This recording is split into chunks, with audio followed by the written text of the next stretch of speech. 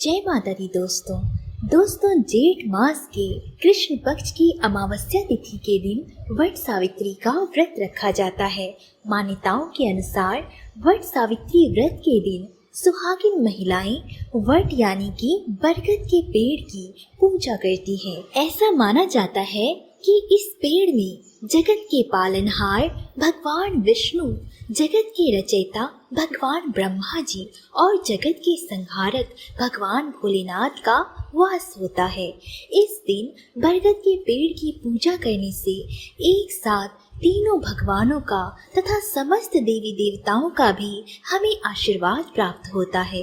इस दिन जो भी सुहागिन महिलाएं बरगद के पेड़ की पूजा करती हैं, उनके पति और परिवार को सौभाग्य का आशीर्वाद मिलता है और पति की अकाल मृत्यु का खतरा भी टल जाता है।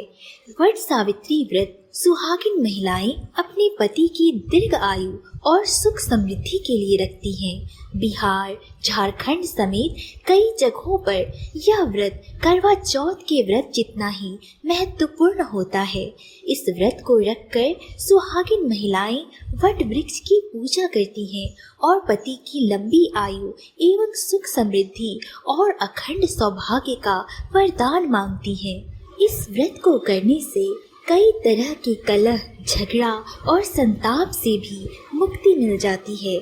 आज की इस वीडियो में हम जानेंगे कि वर्ष 2024 में वट सावित्री का व्रत कब रखा जाएगा, इसका शुभ मुहूर्त क्या है, इसकी पूजा की विधि क्या है, व्रत का महत्व और साथ ही सुनेंगे हम इस व्रत से जुड़ी हुई एक पौराणिक कथा को।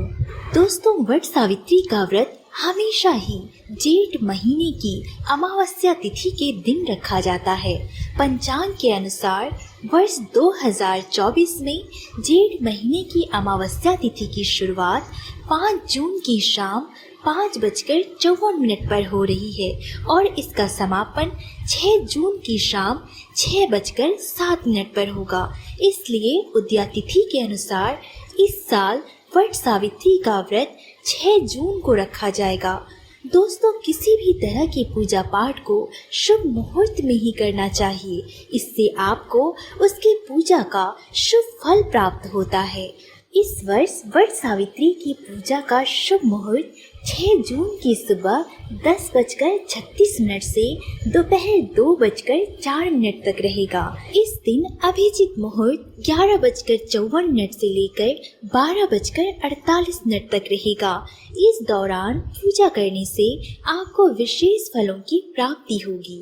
वट सावित्री व्रत वाले दिन सुहागिन महिलाओं को सूर्योदय से पहले उठना चाहिए, स्नान आदि करके 16 श्रृंगार करना चाहिए और व्रत करने का संकल्प लेना चाहिए। इसके बाद पूजा का सभी सामान तैयार करें और बरगद के पेड़ की पूजा करें।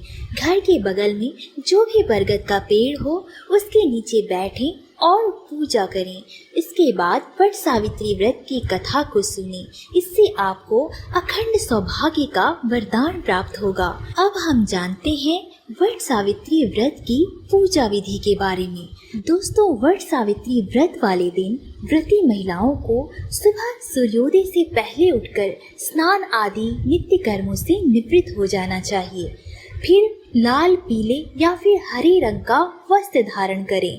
आज के दिन 16 श्रृंगार करके सभी पूजन सामग्री को एक स्थान पर एकत्रित कर लें। इसके पश्चात थाली सजा लें और फिर किसी वट वृक्ष के नीचे जाएं और सावित्री सत्यवान की प्रतिमा स्थापित करें।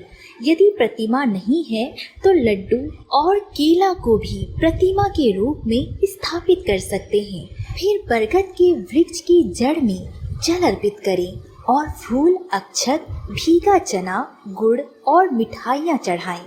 इस व्रत में बरगद के पेड़ की 7 बार परिक्रमा की जाती है। परिक्रमा करते हुए वृक्ष के चारों ओर सूत लपेटा जाता है और अंत में प्रणाम करके परिक्रमा को पूर्ण किया जाता है।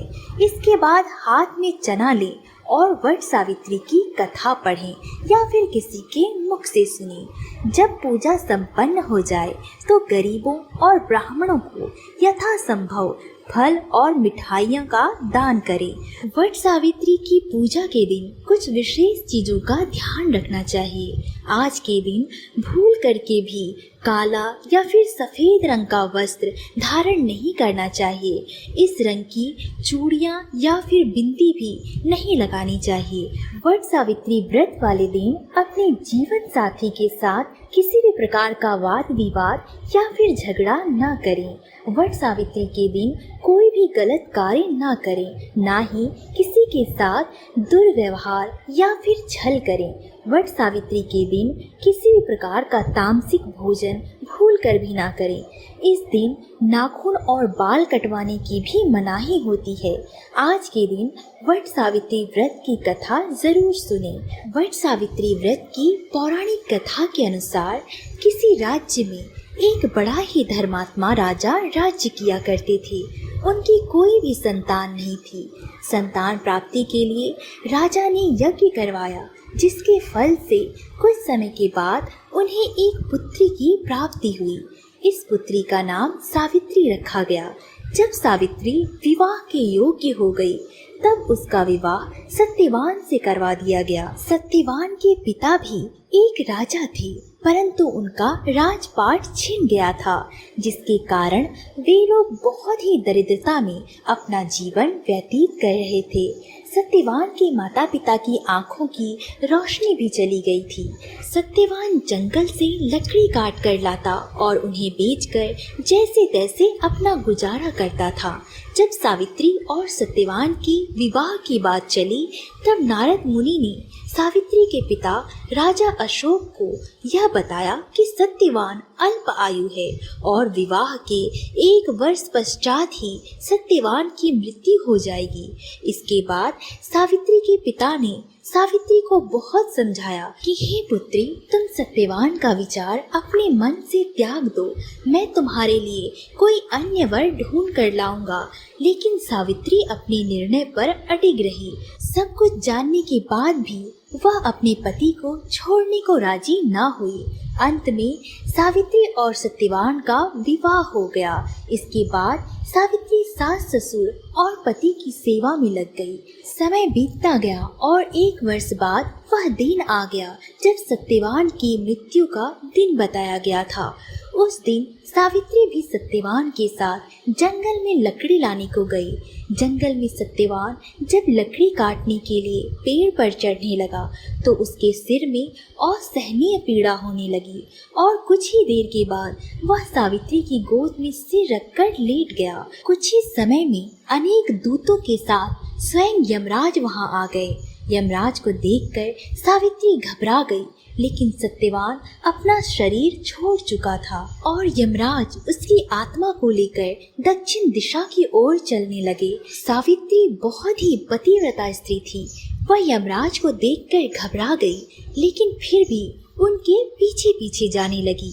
आगे जाकर यमराज ने सावित्री से कहा, हे पतिव्रता नारी, जहाँ तक मनुष्य साथ दे सकता है, तुमने अपने पति का साथ दिया है, अब तुम वापस लौट जाओ।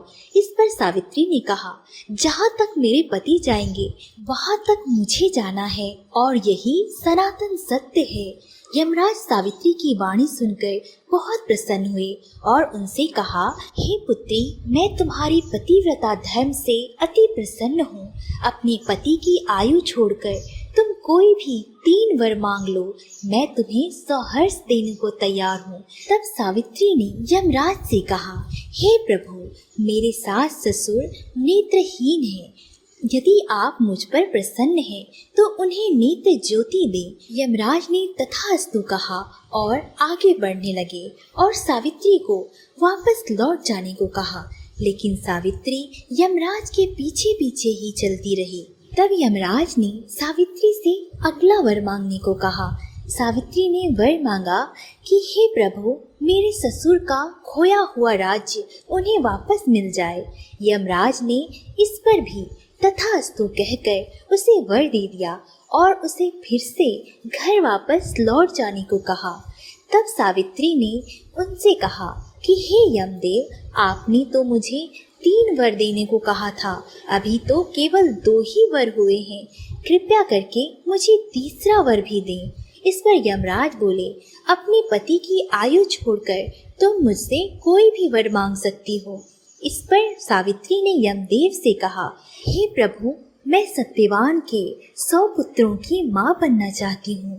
कृपया करके आप मुझे यह वरदान दें। सावित्री की पति भक्ति से प्रसन्न होकर यमराज ने तथास्तु कहा और फिर आगे जाने लगे।